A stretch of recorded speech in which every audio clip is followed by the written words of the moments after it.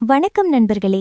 2026ஆம் ஆண்டு ஏப்ரல் மாதம் தமிழ் புத்தாண்டு பிறக்கப் போகும் இந்த மாதத்தில் உங்கள் ராசிக்கு கிரகங்களின் சஞ்சாரம் எப்படி இருக்கிறது? சூரியன் மேஷ ராசியில் உச்சம் பெறுவது, செவ்வாய், புதன் மற்றும் சுக்கிரனின் பெயர்ச்சிகள் உங்கள் வாழ்க்கையில் என்னென்ன மாற்றங்களை செய்யப் போகிறது? 12 ராசிகளுக்கும் உடல் ஆரோக்கியம், வருமானம், குடும்பம் மற்றும் தொழில் ரீதியாக நடக்கப் போகும் அத்தனை பலன்களையும் கிரகங்களின் அமைப்பையும் வைத்து அணுவாக பார்க்கப் போகிறோம்.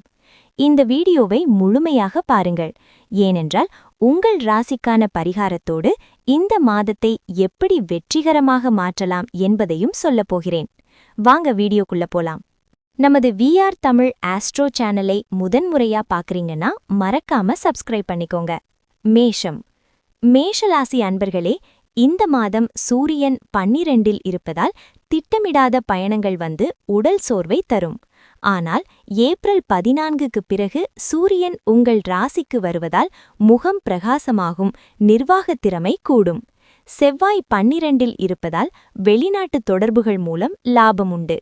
புதன் 6ஆம் தேதி வரை 11இலிருந்து பழைய நினைவுகளால் தடுமாற்றத்தை தந்தாலும் 23ஆம் தேதி ராசிக்கு வரும்போது பழக்க வழக்கங்களில் நல்ல மாற்றம் ஏற்படும். சுக்கிரன் 20ஆம் தேதிக்கு மேல் 2இல் அமர்வதால் ஆடை ஆபரண சேர்க்கை உண்டு. சனி 12இல் இருப்பதால் பேச்சில் கவனம் தேவை. வழிபாடு: மீனாட்சி சுந்தரேஸ்வரரை வணங்க சகல ஐஸ்வர்யங்களும் கிடைக்கும். ரிஷபம். ரிஷபராசி அன்பர்களே, சூரியன் 11இல் இருப்பதால் அரசு வழியில் ஆதாயம் உண்டு. நீண்ட நாள் ஆசைகள் நிறைவேறும். 14ஆம் தேதிக்குப் பிறகு சூரியன் 12இல் மறைவதால் தூக்கமின்மை வரலாம், கவனம் தேவை. செவ்வாய் 11இல் இருப்பதால் புதிய வருமான வாய்ப்புகள் பெருகும். புதன் 6ஆம் தேதி வரை 10இல் இருந்து விற்பனையில் மேன்மை தரும். 23இல் 12க்கு வரும்போது விலை உயர்ந்த பொருட்களை கையாளும்போது கவனம். சனி 11இல் இருப்பதால் புதுவித சிந்தனைகள் பிறக்கும். வழிபாடு: ஆஞ்சநேயரை வழிபட கடன் தொல்லைகள் கட்டுப்பாட்டுக்குள் வரும். மிதுனம்.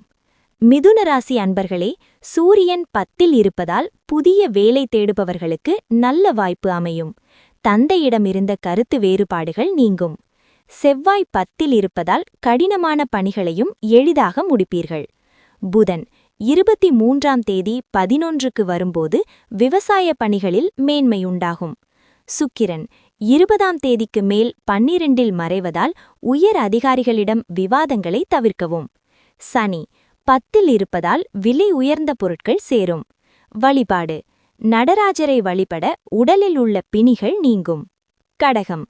கடகராசி அன்பர்களே, சூரியன் 9இல் இருப்பதால் தந்தை வழி சொத்து சிக்கல்கள் தீரும். 14ஆம் தேதிக்குப் பிறகு அரசியல் துறையில் இருப்பவர்களுக்கு புதிய பொறுப்புகள் வரும். செவ்வாய் 9இல் இருப்பதால் ஆன்மீக பயணங்கள் மேற்கொள்வீர்கள். புதன் 23இல் 10க்கு வரும்போது எதிர்பாராத இடமாற்றங்களால் மனத்தடுமாற்றம் வரலாம். சுக்கிரன் 20ஆம் தேதிக்கு மேல் 11இல் இருப்பதால் வீட்டு மனைகளை புதுப்பிப்பீர்கள். சனி 9இல் இருப்பதால் வாழ்க்கை துணையுடன் சிறு பயணம் செல்வீர்கள். வழிபாடு: கருப்பராயனை வழிபட தொழில் தடைகள் மறையும். சிம்மம். சிம்ம ராசி அன்பர்களே, சூரியன் 8இல் இருப்பதால் எதிலும் பொறுமை அவசியம். 14ஆம் தேதிக்குப் பிறகு 9க்கு வருவதால் பூர்வீக சொத்து சிக்கல்கள் தீரும்.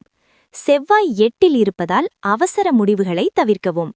புதன் 23இல் 9க்கு வரும்போது கடன் விஷயங்களில் சிந்தித்து செயல்பட வேண்டும். சுக்கிரன் 20ஆம் தேதி 10இல் வரும்போது கடினமான செயல்களையும் சாதாரணமாக முடிப்பீர்கள். குரு 11இல் இருப்பதால் புதிய இலக்குகள் பிறக்கும். வழிபாடு: பாலமுருகனை வழிபட குடும்ப அமைதி ஏற்படும். கன்னி. கன்னி ராசி அன்பர்களே, சூரியன் 7இல் இருப்பதால் தம்பதியிடையே சிறு கருத்து வேறுபாடுகள் வரலாம். 14ஆம் தேதிக்குப் பிறகு 8இல் மறைவதால் வீண் விவாதங்களை தவிர்க்கவும். செவ்வாய் 7இல் இருப்பதால் மற்றவர் விஷயத்தில் தலையிட வேண்டாம். புதன் 23இல் 8க்கு வரும்போது விடாமுயற்சியோடு செயல்பட வேண்டும். சுக்கிரன் 20ஆம் தேதிக்கு மேல் 9இல் அமர்வதால் தெய்வீக பணிகளில் ஈடுபாடு உண்டாகும். ராகு 6இல் இருப்பதால் வழக்கு விஷயங்களில் புரிதல் ஏற்படும். வழிபாடு: ஸ்ரீனிவாச பெருமாளை வழிபட சுபகாரிய தடைகள் நீங்கும். துலாம். துலாம் ராசி அன்பர்களே, சூரியன் 6இல் இருப்பதால் கடன் தொல்லை குறையும், எதிர்ப்புகளை முறியடிப்பீர்கள். 14ஆம் தேதிக்குப் பிறகு அரசு அதிகாரிகளின் நட்பு கிடைக்கும். செவ்வாய் 6இல் இருப்பதால் நீண்ட நாள் நோய் பாதிப்புகள் குறையும். புதன் 23இல் 7க்கு வரும்போது பழைய சிந்தனைகள் மூலம் தடுமாற்றம் ஏற்படலாம். சுக்கிரன் 20ஆம் தேதி 8க்கு வரும்போது நவீன தொழில்நுட்ப கருவிகளால் விரயம் ஏற்படலாம். சனி 6இல் இருப்பதால் கடன் பிரச்சினைகள் கட்டுப்பாட்டுக்குள் வரும். வழிபாடு: நரசிம்மரை வழிபட இடையூறுகள் விலகும். விருச்சிகம். விருச்சிக ராசி அன்பர்களே, சூரியன் 5இல் இருப்பதால் புத்திரவழி கவலைகள் வரலாம். 14ஆம் தேதிக்குப் பிறகு 6க்கு வருவதால் போட்டித் தேர்வுகளில் மாணவர்கள் ஜொலிப்பார்கள். செவ்வாய் 5இல் இருப்பதால் படைப்பாற்றல் அதிகரிக்கும். புதன் 23இல் 6க்கு வரும்போது பணி நிமித்தமான புதிய வாய்ப்புகள் கிடைக்கும். சுக்கிரன் 20ஆம் தேதி 7க்கு வரும்போது மனைவி வழியில் நல்ல ஒத்துழைப்பு கிடைக்கும். கேது 10இல் இருப்பதால் எதிர்பாராத முன்னேற்றம் உண்டு. வழிபாடு: தக்ஷிணாமூர்த்தி வழிபாடு கல்வியில் முன்னேற்றம் தரும். தனுசு. தனுசு ராசி அன்பர்களே, சூரியன் 4இல் இருப்பதால் வீடு, வாகன பராமரிப்பு செலவுகள் வரும். 14ஆம் தேதிக்குப் பிறகு 5க்கு வருவதால் பூர்வீக சொத்து விஷயங்கள் அனுகூலமாகும். செவ்வாய் 4இல் இருப்பதால் தொழில்நுட்ப மாணவர்களுக்கு புதிய வாய்ப்புகள் வரும். புதன் 5க்கு வரும்போது நெருக்கமானவர்களின் குணங்களை புரிந்து கொள்வீர்கள். சுக்கிரன் 6க்கு வரும்போது மனநிலையில் சில மாற்றங்கள் உண்டாகும். குரு 7இல் இருப்பதால் செல்வாக்கு கூடும். வழிபாடு: லக்ஷ்மி ஹயக்ரீவரை வழிபட நற்பலன்கள் கூடும். மகரம். மகர ராசி அன்பர்களே, சூரியன் 3இல் இருப்பதால் தன்னம்பிக்கை கூடும். 14ஆம் தேதிக்குப் பிறகு 4க்கு வருவதால் புதிய வாகனம் வாங்கும் யோகம் உண்டு. செவ்வாய் 3இல் இருப்பதால் எழுத்துத் துறையினருக்கு நல்ல அங்கீகாரம் கிடைக்கும். புதன் 4க்கு வரும்போது உயர்கல்வியில் தெளிவு பிறக்கும். சுக்கிரன் 5க்கு வரும்போது குடும்பத்தில் பொறுமையை கையாளவும். சனி 3இல் இருப்பதால் பாக பிரிவினை விஷயங்கள் நிறைவேறும். வழிபாடு: காளி அம்மனை வழிபட மனதில் புத்துணர்ச்சி உண்டாகும். கும்பம். கும்பராசி அன்பர்களே, சூரியன் 2இல் இருப்பதால் வாக்குவாதங்களை தவிர்க்கவும். 14ஆம் தேதிக்குப் பிறகு 3க்கு வருவதால் காரிய சித்தி உண்டாகும். செவ்வாய் 2இல் இருப்பதால் கனிவாக பேசுவது தனலாபத்தை தரும். புதன் 3க்கு வரும்போது கடினமான வேலைகளையும் எளிதாக முடிப்பீர்கள். சுக்கிரன் 4க்கு வரும்போது மற்றவர்களை நம்பி செயல்படுவதை குறைக்கவும். ராகு ராசியில் இருப்பதால் புதுவித சிந்தனைகள் பிறக்கும். வழிபாடு: கன்னிமார்களை வழிபட குடும்ப ஒற்றுமை மேம்படும். மீனம். மீனராசி அன்பர்களே, சூரியன் ராசியில் இருப்பதால் அரசு காரியங்களில் வெற்றி கிடைக்கும். 14ஆம் தேதிக்குப் பிறகு 2க்கு வரும்போது குடும்பத்தில் சுப நிகழ்ச்சி பேச்சுகள் நடக்கும். செவ்வாய் ராசியில் இருப்பதால் முகப்பொலிவு கூடும். புதன் 2க்கு வரும்போது உடல் ஆரோக்கியத்தில் கவனம் தேவை.